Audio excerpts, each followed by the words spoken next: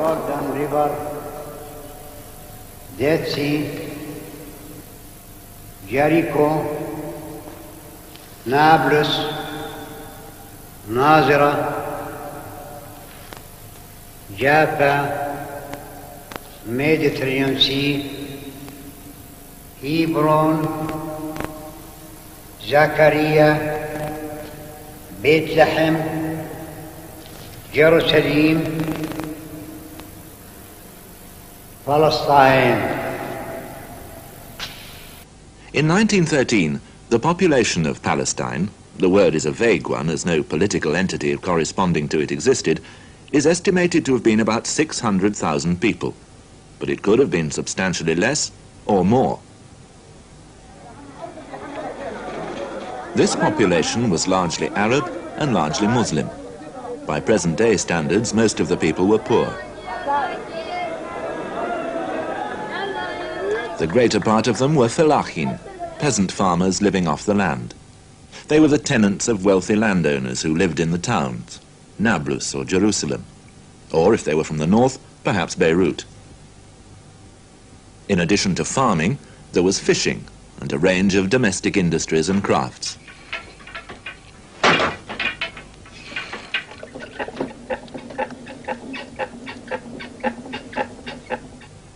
The town of Jaffa, where the harbour had been rebuilt in the 1880s, was a busy port. Goods for export were handled there. Citrus fruit, a particularly good variety of barley for the beer drinkers of England, olive oil, soap from a small factory in Nablus. Palestine was not the jewel in the Ottoman Empire's crown. Damascus and Beirut were more important than Jerusalem, but neither was it an obscure backwater. The Holy Land seaboard gave it plenty of contact. Most of the citizens of Ottoman Jerusalem and its neighborhood found the framework for their lives in Islam. Islam gave them their identity and governed everything else, the way they conducted business as much as the way they felt.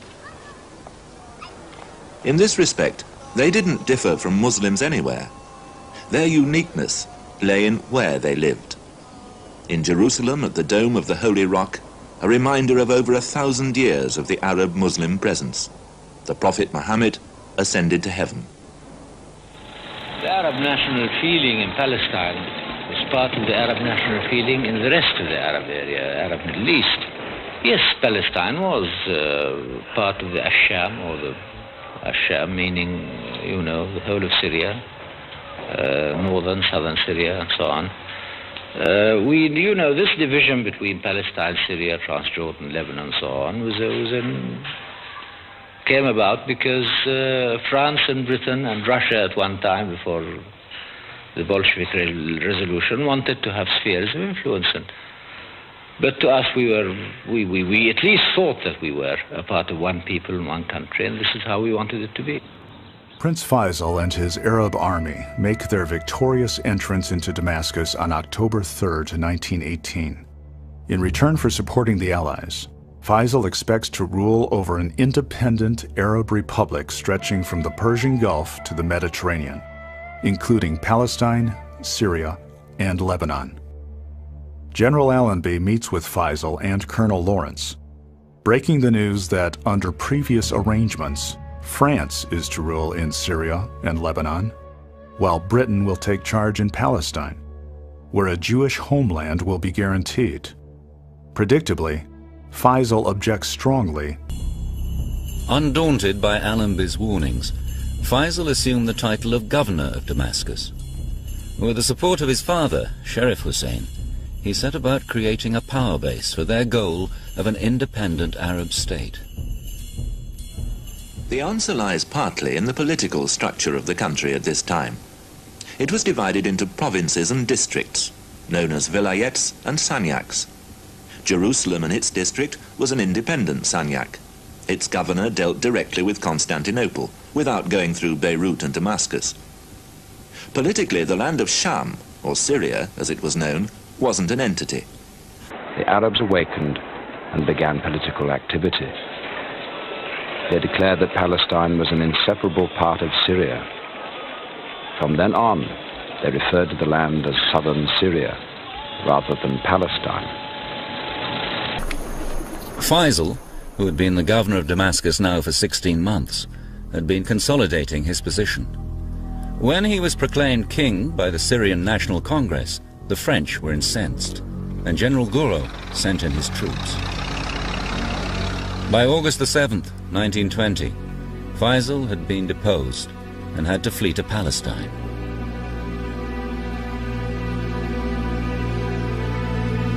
The promises to Sharif Hussein and Faisal of a single independent state were now a distant memory for the Europeans. I think it was the first overt step of, at that time,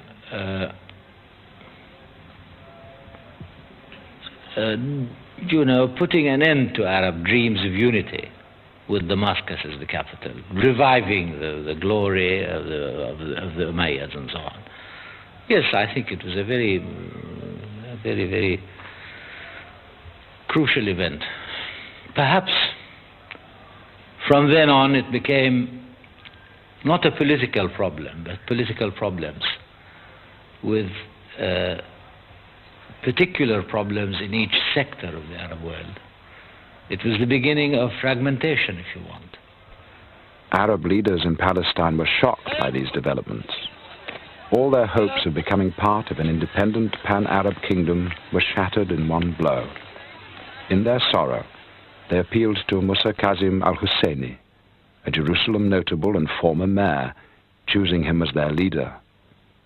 Now, said Musa Kazim, after the recent events in Damascus, we must change our plans here. Southern Syria no longer exists. It is Palestine that we must defend. When the British and the French took over the Turkish colonies, essentially, of the Levant, there was no designated area called Palestine. What actually happened that the local inhabitants, as soon as the Ottomans had been defeated in Syria, Lebanon, and what is now Palestine, wanted to create one state, essentially a Syrian state.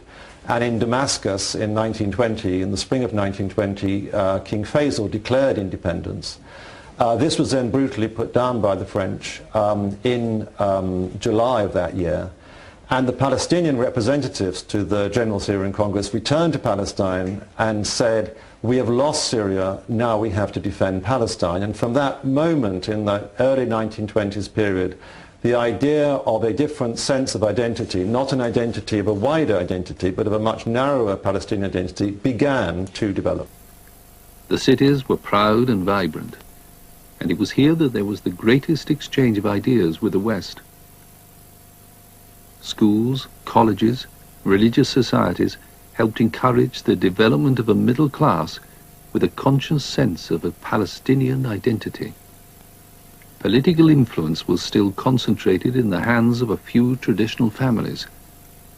By the early 20th century, there were the first stirrings against Turkish rule amid a general awakening of Arab nationalism.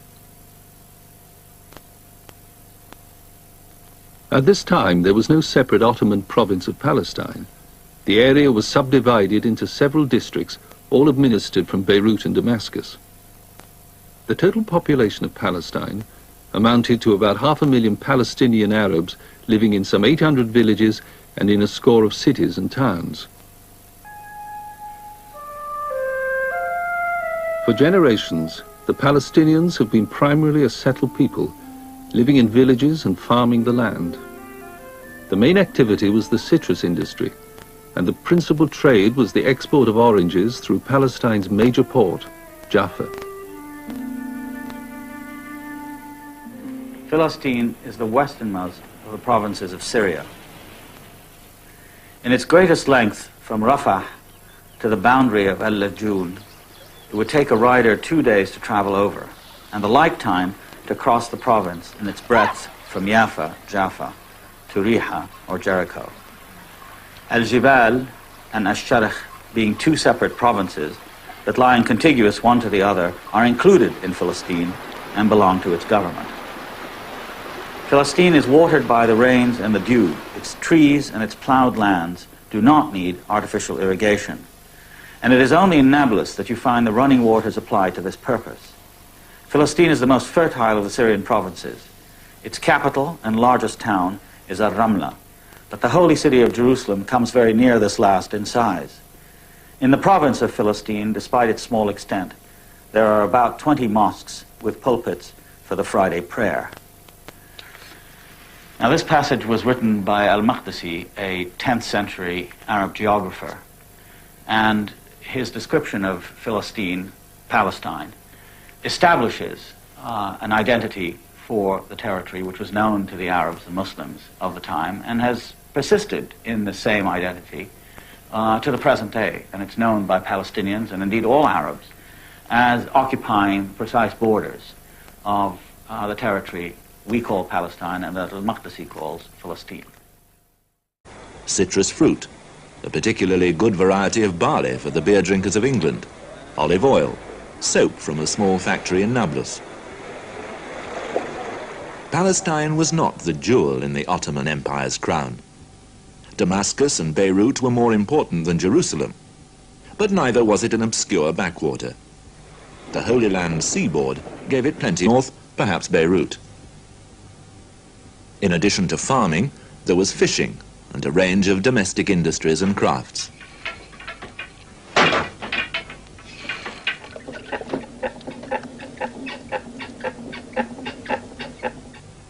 The town of Jaffa, where the harbour had been rebuilt in the 1880s, was a busy port. Goods for export were handled there. Jordan River, Dead Sea, Jericho, Nablus, Nazira, Jaffa, Mediterranean Sea, Hebron, Zachariah, Bethlehem, Jerusalem, Palestine.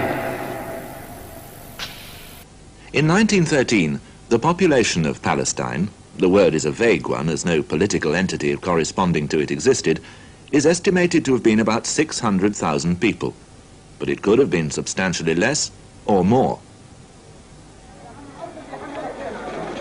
This population was largely Arab and largely Muslim. By present-day standards, most of the people were poor. The greater part of them were felachin, peasant farmers living off the land. They were the tenants of wealthy landowners who lived in the towns, Nablus or Jerusalem, or if they were from the